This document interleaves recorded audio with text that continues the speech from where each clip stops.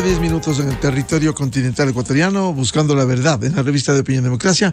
Queremos dar la bienvenida al general Patricio Carrillo, ex comandante general de la Policía Nacional, ex ministro del Interior.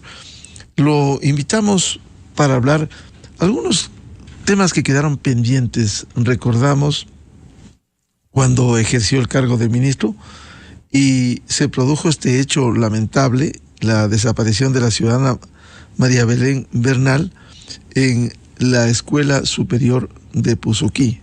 Entonces, ministro de Gobierno, dejó el cargo. Yo recuerdo cuando precisamente el día que dejó el cargo habíamos conversado con el general Carrillo e incluso salió en esas horas el informe de actividades realizadas en torno a la desaparición de María Belén Bernal. Hoy, luego de la detención de el teniente ya excluido de la policía, Germán Cáceres, hay 2 juicios al menos. Esto ventila la justicia, la fiscalía investiga.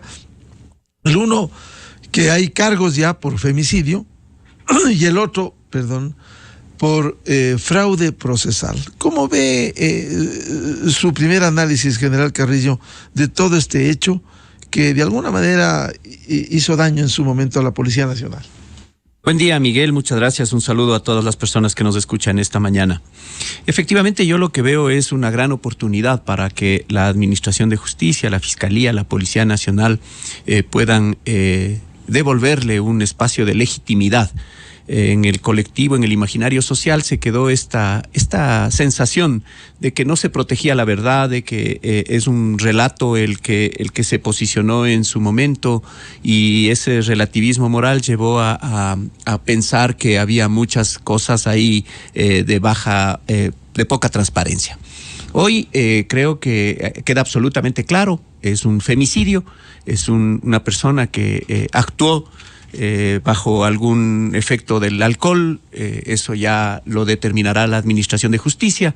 Inclusive él se ha autodeclarado culpable y ha actuado solo. El otro juicio, el de fraude procesal, ese es el que se está investigando para indagar si algunas de las circunstancias que sucedieron antes y posterior pudieron haber tenido algún mecanismo ahí de igual de participación de otras personas.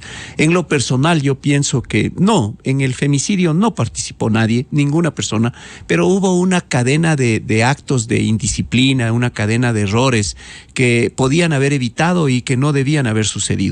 La escuela es una escuela de derechos, la escuela de policía es un lugar donde se forman quienes van a tutelar mañana y quienes van a proteger las libertades de los ciudadanos.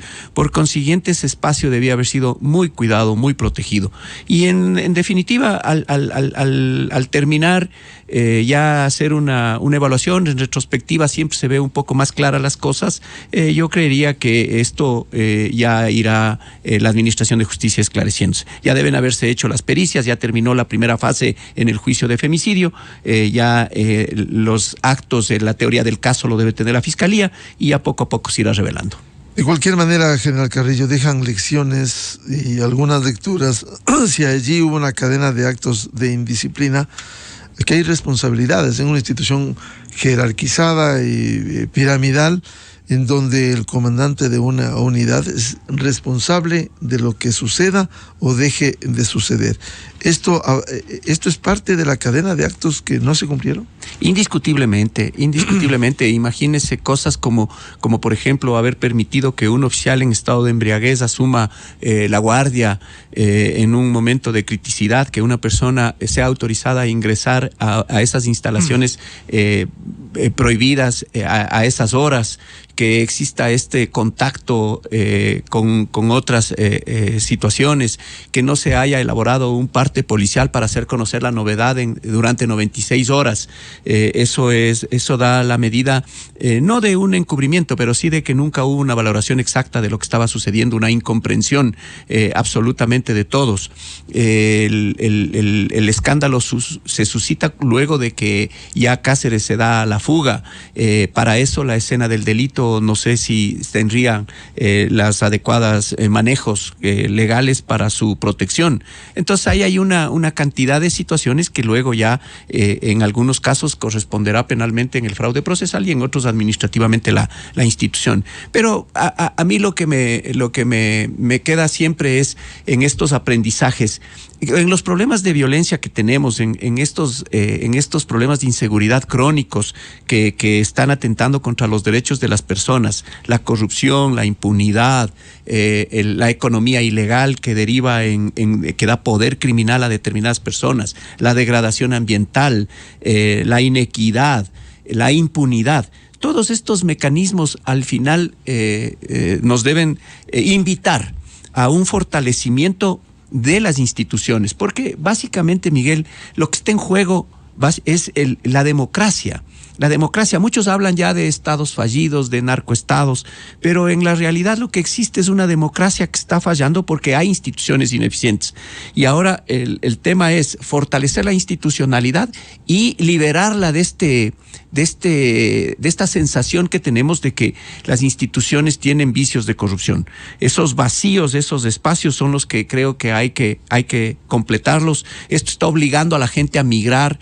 Yo me quedé impresionado con un dato: 200,000 es el saldo migratorio de ciudadanos ecuatorianos que salieron por frontera con registro en legalidad y se quedaron en otros países en condiciones de irregularidad. 80 repatriados, cuerpos de gente ecuatorianos compatriotas que están tratando de cruzar peligrosamente en manos de esta mafia de tráfico ilícito de migrantes, de trata. Y todos estos mecanismos nos están llevando lastimosamente a una sensación de que no nos sentimos garantizados para nada. Y si el Estado no garantiza la vida, tenemos la tasa de homicidios más alta en la historia del país, 26.6, hemos terminado con cerca de 4,600 muertes violentas.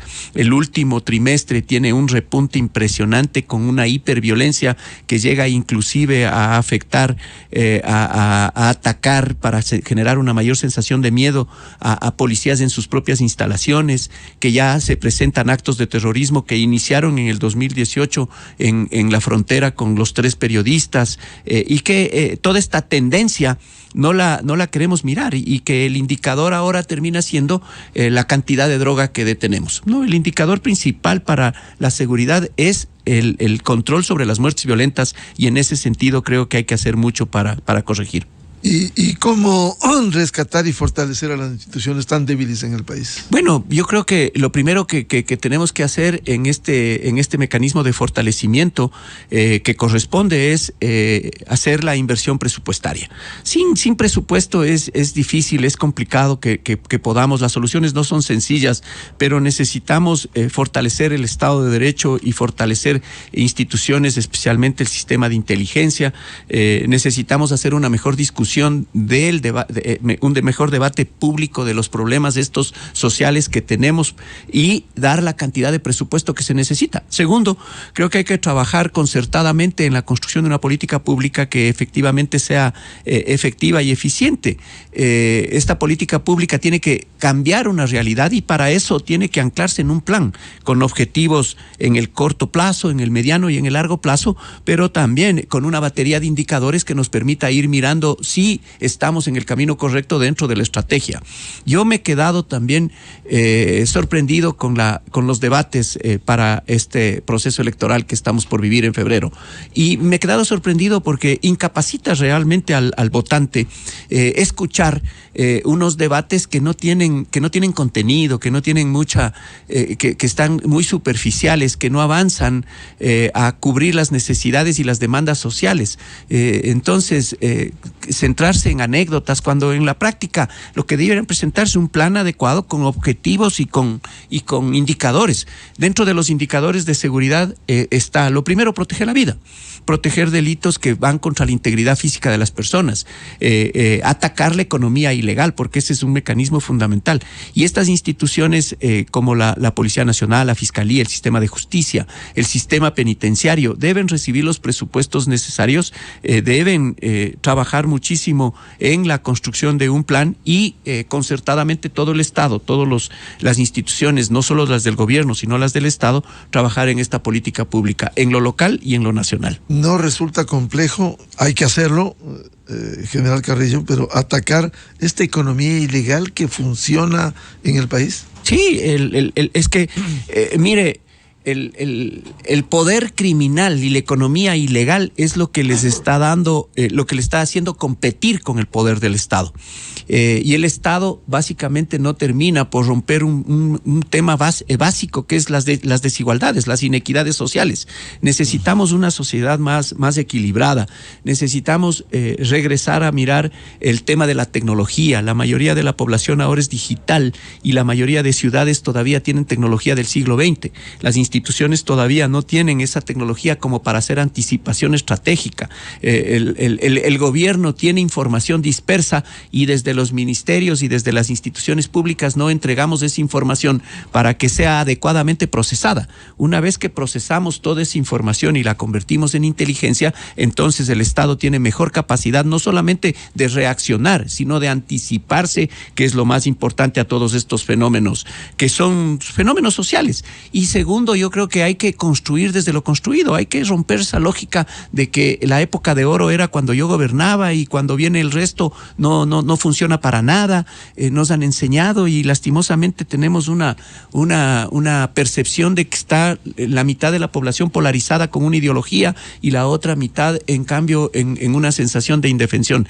Entonces creo que hay que romper todos estos mecanismos. Se necesita un liderazgo fuerte, potente, se necesita una mayor participación dentro de la democracia. Creo que una sociedad más cohesionada, menos fragmentada, y es lo que hace el crimen organizado, básicamente fragmentar para generar esa apatía social. Y ahora lo que necesitamos es transparencia de todos y menos corrupción, especialmente de las élites. Si las élites no son capaces de cumplir con la ley, peor las van a crear, y eso lastimosamente está pasando en instancias como la Asamblea Nacional y en instituciones como el Ejecutivo, que debe haber más transparencia. Ahora, el Ecuador está viviendo, y usted lo ha hecho de cerca, esta acción del crimen organizado y del narcotráfico que ha logrado penetrar en el país.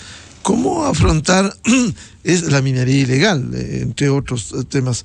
¿Cómo afrontar para enfrentar estos altos niveles de penetración por un lado y por otro que generan inseguridad? Mire, la minería ilegal es un gran ejemplo, porque ahí nosotros encontramos esta gran mascarada del grupo de protesta violenta que ha utilizado esa violencia como estrategia justamente para posicionar algunas cosas.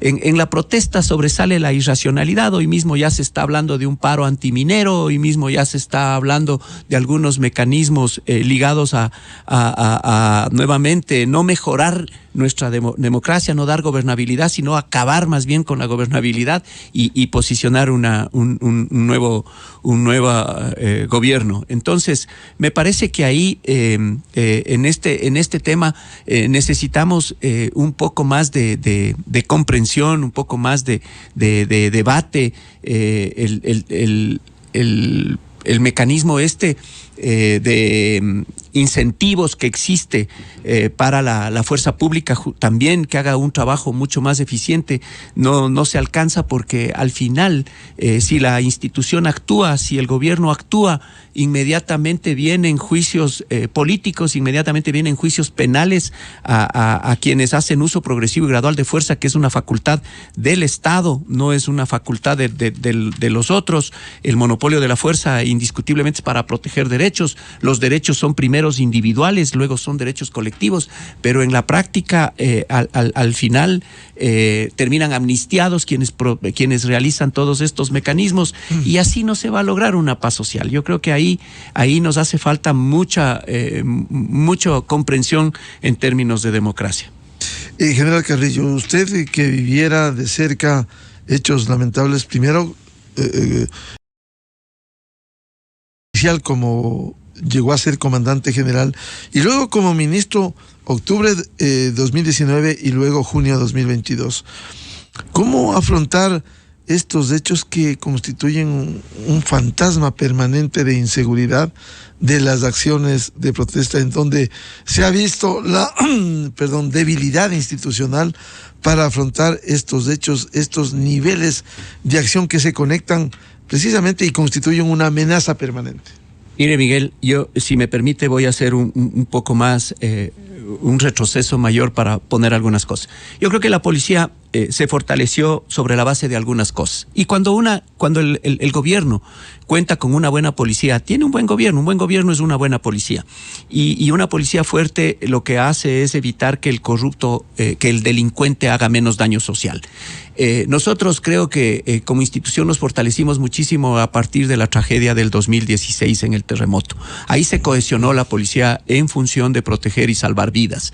Luego tuvimos grandes operaciones como por ejemplo el tema de la minería ilegal en Buenos Aires, un operativo de desalojo de más de 5.000 mineros que justamente lo dirigimos desde la Dirección de Operaciones.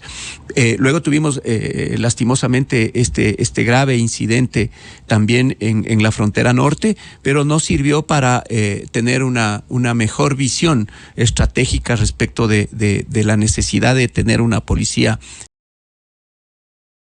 A plantear la necesidad de tener una mejor educación y entender los fenómenos sociales de una forma distinta, no solamente desde el trabajo operativo de la policía. Con la universidad pretendemos que eso se alcance.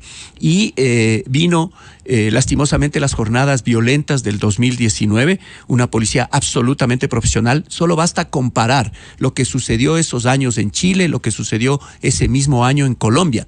Y en junio del 2022, mucho más profesional, a pesar de que fue mucho más violenta, pero mire el impacto, mire lo que está pasando en el Perú en este preciso momento, ¿no? En temas de violación de derechos humanos. Nosotros en junio tuvimos 3 víctimas. Ahora está cerca ya del 50 en el Perú. Los niveles de violencia en la protesta son sumamente elevados. Y la policía ha venido preparándose en temas de derechos humanos. Sin embargo, también pasamos la pandemia. En la pandemia la policía trabajó arduamente y la salud mental de los compañeros se ve alterada porque es un tema de trabajar constantemente con poco incentivo. A pesar de eso, en la pandemia nosotros terminamos con el 92% de aceptación en varias encuestas que realizaron. El 92%, es decir, 9 de cada 10 ciudadanos apreciaron el trabajo que hizo la policía. En ese año me tocó y me correspondió comandar a mí la policía. Y cuando terminamos y entregamos la institución, entregamos con una tasa de homicidios de 7.1, 1.200 muertes violentas, es decir, un promedio de 100 mensuales. Lo que ahora estamos viviendo es un promedio aproximadamente de entre 100 semanales. Entonces es un cambio enorme. ¿Qué pasó? ¿Por qué se volvieron ineficientes las instituciones? ¿Qué pasó en el recambio político? ¿Por qué nos volvimos absolutamente violentos en el Ecuador? Esas son las preguntas que deberíamos respondernos sociológica y antropológicamente para entender este fenómeno. Y ahí se liga esta parte de la economía y esta parte del gobierno criminal que empieza a preocuparse. Luego, yo regreso como ministro un año después, en marzo, y ya me topo con un promedio de muertes violentas de entre 300 a 350 muertes violentas. Lo tratamos de contener, a pesar de que estábamos creando un Ministerio del Interior, un ministerio que nació de cero, y lo dejamos fortalecido porque hay que construir desde lo construido, hay que construir con la base que uno tiene. Y en los 5 meses que estuvimos, firmamos convenios marcos con más de 50 municipios y prefecturas para la construcción de planes locales de seguridad. Porque las ciudades tienen mucho que ver en temas de convivencia y el principal problema son las convivencias. Y si no tienen un dato cercano, si no tienen una información real, pueden estar direccionando y pueden estar generalizando. Para la inseguridad todo. Los problemas de Quito son diferentes a los problemas de Guayaquil y los problemas del sur de Quito son diferentes a los problemas del norte y del centro de Quito. Y en cada sitio debe tener una batería de indicadores y una batería de información necesaria, datos, para poder ir cumpliendo. Y luego nosotros hasta los 5 meses que estuve, que por cierto me correspondió a la Asamblea Nacional responderle en más de 27 ocasiones presencialmente en las comisiones y en el mismo pleno, y más de 300 informes entregar en ese periodo de tiempo. ¿Por qué? Porque nos vino casos como cuál. A los 2 días de posesionado como ministro, un amotinamiento en el centro carcelario de Turi. Luego tuvimos nosotros la captura porque era un trabajo que se venía realizando desde la época en que yo fui comandante general de una investigación, la captura de Norero, luego la captura de otro grupo económico en Santo Domingo, y a partir de eso y muchas otras preocupaciones que vinieron posterior, como la recuperación de los dineros del ISPOL, el tema de misma minería ilegal, es lo que termina al final llevándole a los juicios políticos y a la salida del ministro Carrillo.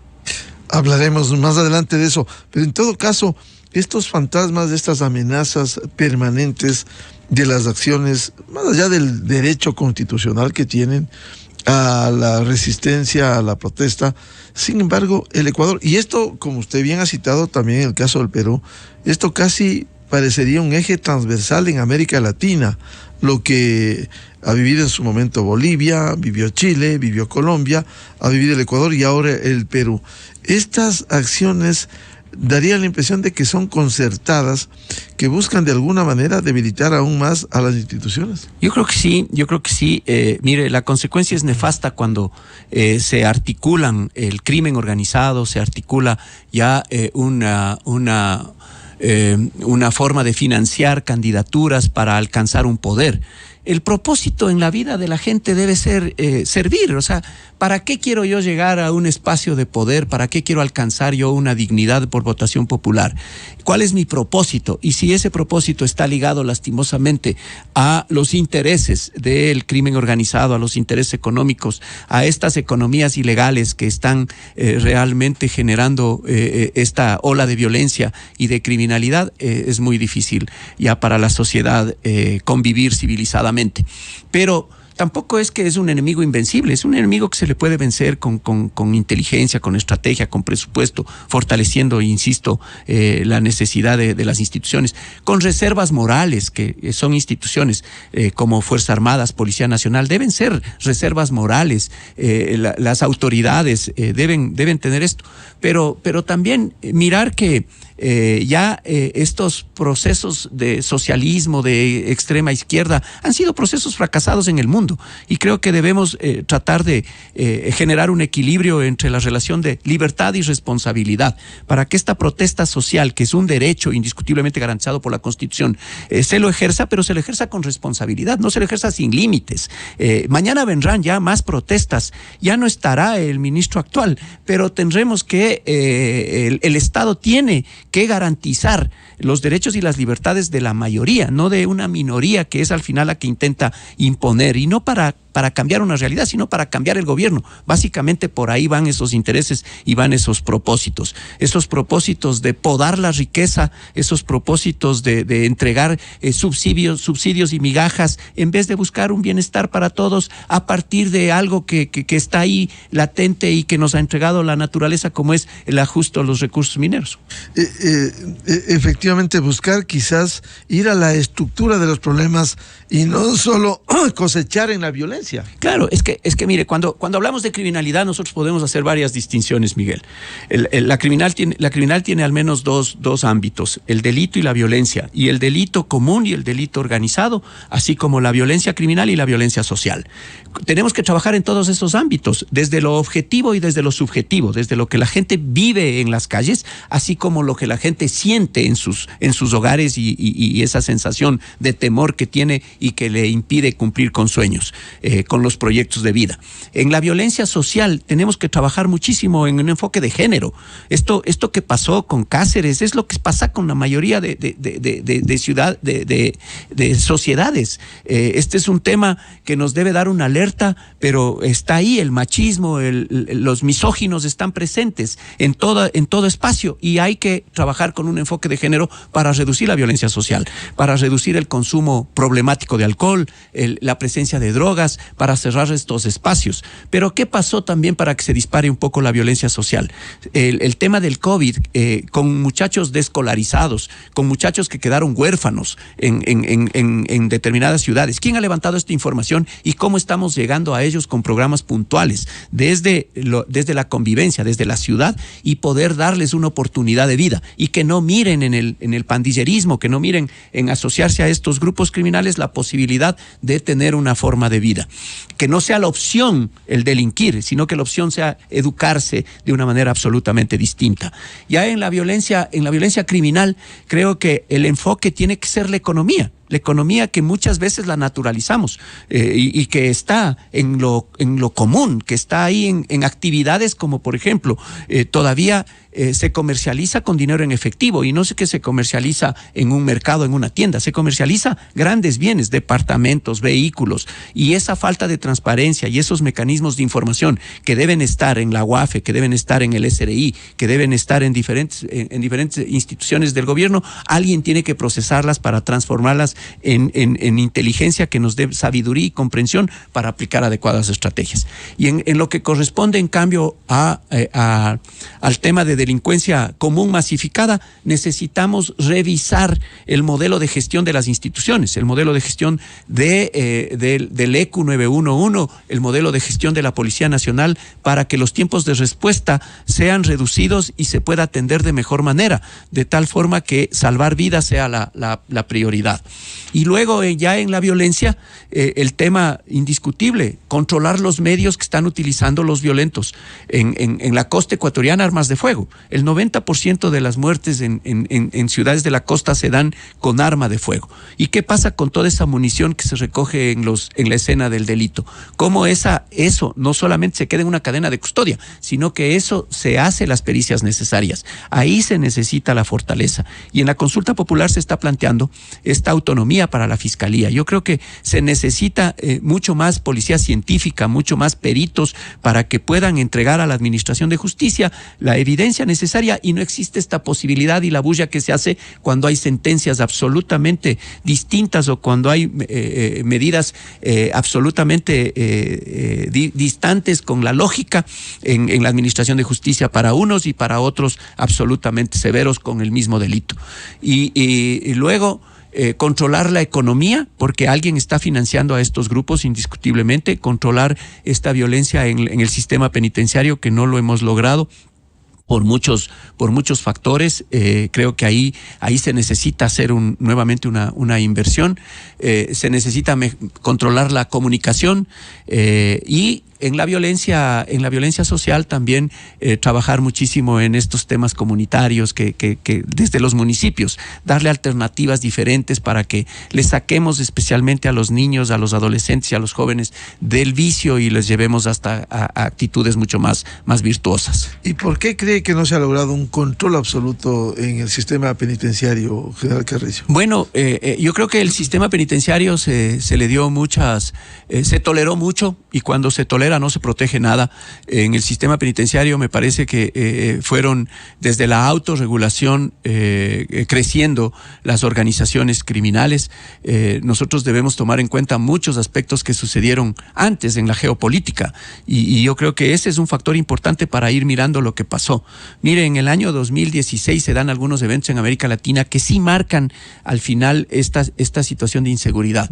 Se da el tema del caso Odebrecht, se terminan con algunos gobiernos de izquierda ligados a estos espacios de corrupción, se da temas como, por ejemplo, la captura de Chapo Guzmán, se da algunos otros mecanismos como el proceso de paz en Colombia, y en todo este espacio en el Ecuador también se decide construir las megacárceles, con esta fragmentación en México ante la regulación, ante el control que tenía el Chapo Guzmán y la fragmentación en otras organizaciones. Acá también terminamos fragmentándonos. Si nosotros miramos el Ecuador delictivo del año 2010, podemos encontrar 3 organizaciones criminales que estaban asociadas a la violencia de la pandilla: los choneros, los Latin King, una especie de ñetas y por ahí otros vatos locos, que eran los que al final generaban contravenciones y infracciones penales.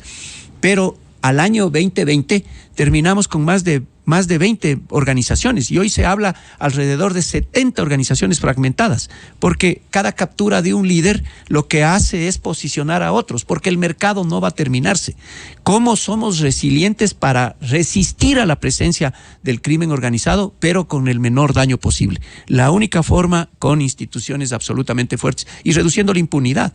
Mire, Miguel, En el año 2021, cuando dejamos la comandancia de policía, el nivel de resolución de casos estaba alrededor del 65% en muertes violentas. Hoy me he sorprendido al mirar que el año termina con el 10% de resolución de casos. Si en algo nos tratábamos de enfocar nosotros era justamente en estos indicadores, porque si el gobierno no puede garantizar la vida, insisto, el resto de delitos estarán absolutamente disparados.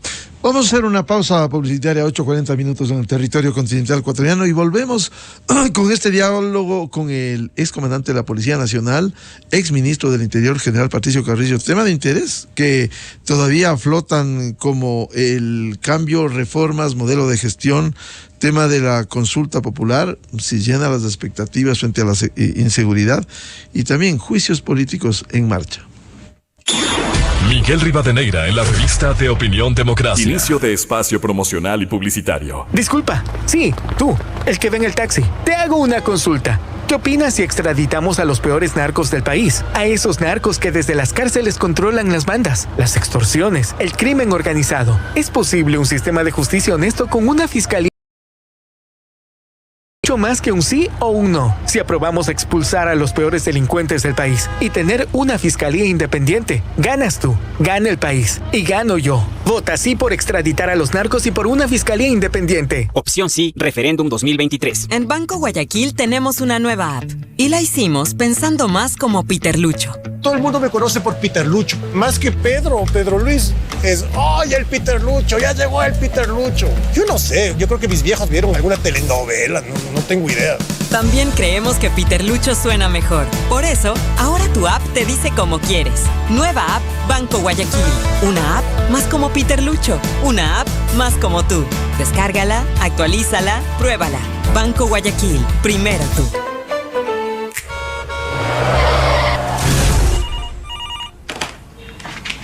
¿Aló? Sí, ¿es mi esposo? No. Cada kilómetro por hora incrementa el riesgo de un choque.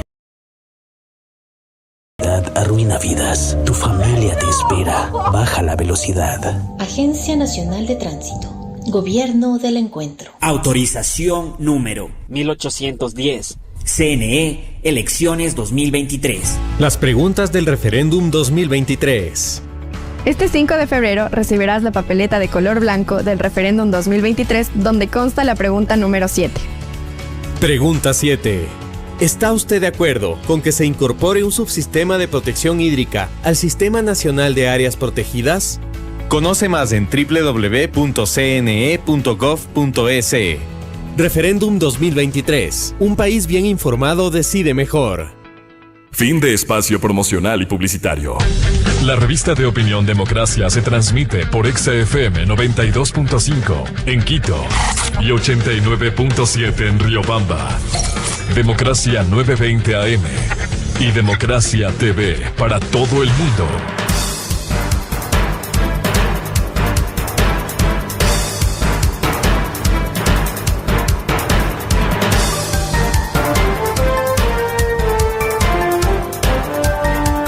...8:43 en el territorio continental ecuatoriano, buscando la verdad. En la revista de Opinión Democracia reanudamos el diálogo con el general Patricio Carrillo, ex comandante de la Policía Nacional y ex ministro del Interior.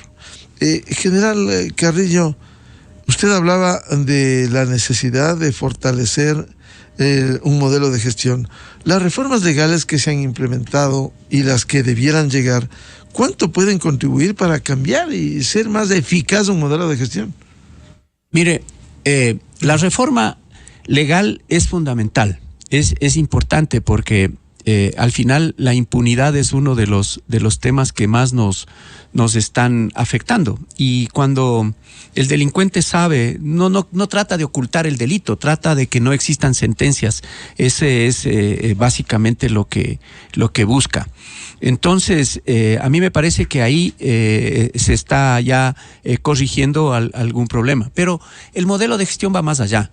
El modelo de gestión es cómo desconcentradamente en el territorio nosotros garantizamos el número suficiente de fiscales, de jueces, la política criminal, la presencia de policía, la presencia de instituciones del Estado necesarias como Fuerzas Armadas, como salud, como educación, ¿Cómo garantizamos en términos de microeconomía y en términos laborales también a la mayoría de gente de trabajo? Porque la mejor política de seguridad es educativa y la mejor política de seguridad es económica. Pero el resto de instituciones tenemos que estar presentes para poder cumplir con las misiones de cada uno. Eso es lo que le va a dar gobernabilidad, eso es lo que le va a empezar a reducir las desigualdades, eso es lo que va a disminuir esta brecha y le va a permitir tener acceso al ciudadano. Las unidades de policía comunitaria también ya en función de lo que estamos viviendo creo que necesitan ser blindadas, creo que ahí hay una necesidad puntual. Necesitamos que la policía tenga mejores garantías para su trabajo. Lastimosamente no se pudo en los 5 meses terminar procesos para el equipamiento, porque las instituciones como la Policía Nacional básicamente necesitan ser fortalecidas en 4 cosas, y ese es el modelo de gestión.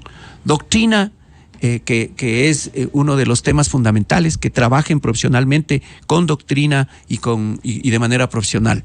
Segundo, que estén entrenados y capacitados para cada una de las misiones, policía especializada para cada uno de los delitos. Nosotros hemos sido pioneros, desde el año 90 teníamos ya una policía especializada para niños, niñas, adolescentes.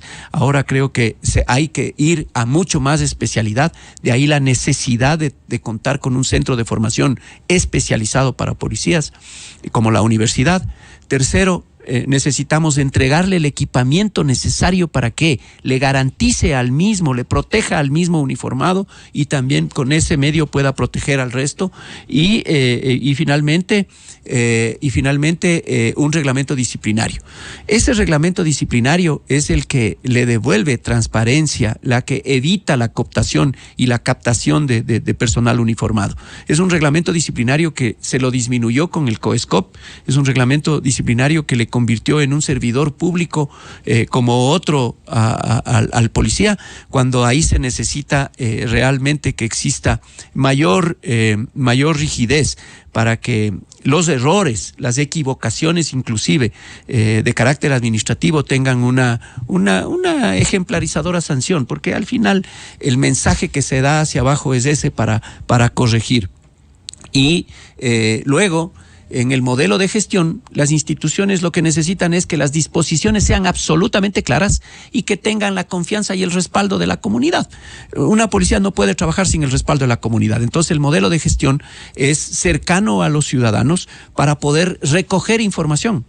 El rol de las policías comunitarias es un sistema de inteligencia para recoger información de lo que está sucediendo, de lo que está viviendo, de lo que no se dice, pero que todo el mundo sabe, porque en cada barrio hay gente dedicada a la ilegalidad y ir saliendo del miedo para que se denuncie, este es un tema fundamental. Entonces la confianza juega un rol fundamental. Lo mismo, me imagino, sucede con Fiscalía para la presentación de denuncias, con la Administración de Justicia, con el municipio para los servicios públicos y con todos aquellos que debemos estar cerca de los ciudadanos. General Carrillo, dentro de este proceso de reformas tan necesarias, también reformas legales y reformas constitucionales, ¿cuál es su criterio de las preguntas formuladas en este referéndum para el 5 de febrero, en donde una de las preguntas tiene que ver con la inseguridad y la extradición de ecuatorianos vinculados al crimen transnacional organizado? Mire, bueno, las preguntas son absolutamente interesantes y hay que debatirlas y hay que estudiarlas muy bien.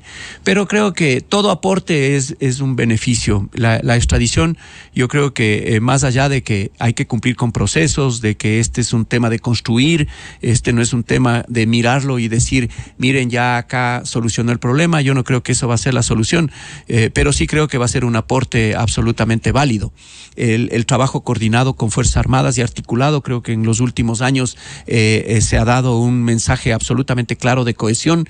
Estamos en el mejor momento, al menos yo lo viví así cuando fui director de operaciones, comandante general y ministro. La relación con Fuerzas Armadas es absolutamente cercana, ligada, se hacen planes conjuntos, empezaron inclusive ya la formación conjunta de niveles de dirección estratégica y de mando, porque al final alguien tiene que conducir las operaciones. Es un momento de mucha cercanía, pero ni la presencia de militares en la calle, ni el tema de la extradición va a solucionar el problema de la impunidad, no va a solucionar el problema de la justicia, no va a solucionar el problema de la inoportunidad, ni el tema de la democratización de derechos.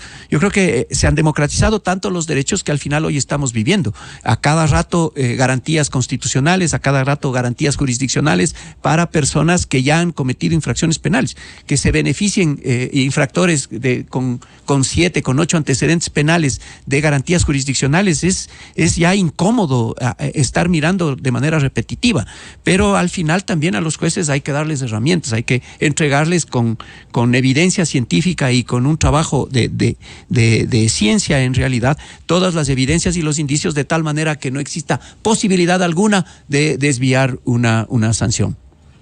Consecuentemente, esto va a ser un aporte aun cuando no solucione totalmente los problemas estructurales. Sí, son aporte, pero indiscutiblemente los problemas, las causas, los temas estructurales están ahí y básicamente pasan por la desigualdad, la inequidad. El tema cultural, yo creo que hay que trabajar muchísimo nuevamente en el largo plazo. Este es un proceso que tiene que al menos caminar de la mano con los objetivos de desarrollo sostenible. Al 2030 más 5, al 2035 tenemos que trabajar muchísimo en devolverle ciudadanía.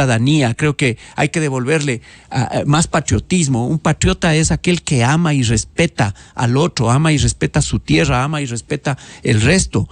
Yo creo que hay que devolverle ética, no desde la fe. Imagínense, cuando Moisés recibió las tablas ya le decían que el robo no era aceptado, ¿no? No robarás, decía, porque ya había un bien que a alguien le pertenecía. Pero ahora codiciar el bien y ser ambiciosos y robar, parece que debemos nosotros abandonar esa desviación de actuar y naturalizar estos mecanismos. Ahí es un trabajo ya de ciudad, es un trabajo de también los líderes, los alcaldes, que sean y se conviertan en buen ejemplo, las autoridades, todas las autoridades en buen ejemplo, y no estar viviendo estos espacios de corrupción y justificando permanentemente que es un funcionario nada más y que no tenemos mecanismos de control. ¿Para qué se creó una estrategia como la lucha anticorrupción? ¿Para qué se creó una Secretaría Anticorrupción si no somos capaces de reaccionar y luego solamente tenemos que andar justificando? General Carrillo, otro de los temas en escena tiene que ver con 3 juicios políticos a usted. Por cumplir su tarea, por cumplir su misión, sus objetivos, lo están llamando, está en proceso los juicios políticos en la Asamblea Nacional. ¿Qué representa eso? Mire, Miguel, esto lo único que demuestra es que el incentivo para uno participar, para uno democráticamente, para uno cambiar esta realidad, hacerlo es muy difícil y muy complicado. En lo personal le digo, yo miré como una oportunidad. He sido un servidor público, nunca me voy a arrepentir de servir a la comunidad. Lo hemos hecho desde los 18 años cuando decidimos ingresar a la Policía Nacional, y lo continuaremos haciendo porque esta es una vocación la que uno tiene básicamente. Pero el rol de la Asamblea Nacional yo creo que ya es un rol que sobrepasa algunos límites de la decencia. Yo creo que ahí hay algunos dislates que permanentemente los estamos nosotros también aceptando. Mire, durante los 5 meses que yo me desempeñé como ministro del Interior, recibí de la Asamblea Nacional más de 300 o alrededor de 300 pedidos de información, y todos se cumplieron porque entiendo perfectamente que el rol del ministro es un rol político, no es un rol operativo. Fui convocado a más de 30 ocasiones, 27 creo que son exactamente, en la mayoría de comisiones, desde el Pleno hasta la mayoría de comisiones. Y en esta experiencia lo único que puede constatar es que salvo contadas excepciones. Las solicitudes de información son el pretexto de los legisladores simplemente para llevar a un circo, a un debate, a un show, para que las comparecencias sean el mecanismo de identificación, para que ellos puedan estar en una cobertura mediática, para que ellos puedan posicionarse en algún concepto. Yo no pude identificar durante estas cientos de horas dedicadas al trabajo de informar al legislativo, no pude comprender y peor resolver las intenciones, pero tampoco dejan trabajar sobre los graves problemas que existen frente a la inseguridad en nuestro país. En consecuencia de eso, a mí no me asusta. Mire, yo creo que es un tema democrático. Yo voy a ejercer mi derecho a la defensa por escrito.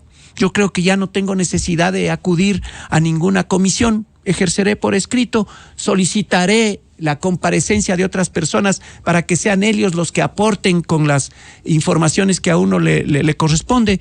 A mí se me acusa de haber dado disposiciones para que el policía como que no tiene ningún nivel de racionalidad y actúa de manera irrazonable, actúes bajo mi disposición de atacar, de enfrentar. Cuando nosotros nos formamos bajo conceptos de defensa, nosotros no nos formamos para atacar, nos formamos para defender. Usted me hace acordar, si me permite, general Carrillo, a la ministra de Gobierno de entonces, María Paula Romo, que le dignifica el trabajo frente a esa asamblea impresentable como la de ahora, asamblea mediocre. Lo censuraron y destituyeron por usar bombas lacrimógenas caducadas. Así es. O sea, por Dios, o sea, y a los responsables del vandalismo de quemar la Contraloría les amnistiaron. O sea, sí. Por favor, esa es esta asamblea. Y eso mismo va a pasar esta vez. Entonces, yo por eso y en virtud de todos estos mecanismos he decidido ejercer mi derecho a la defensa, pero por escrito. Y presentaré la información, los documentos que ya se han entregado. Básicamente todo lo que me han pedido fue entregado.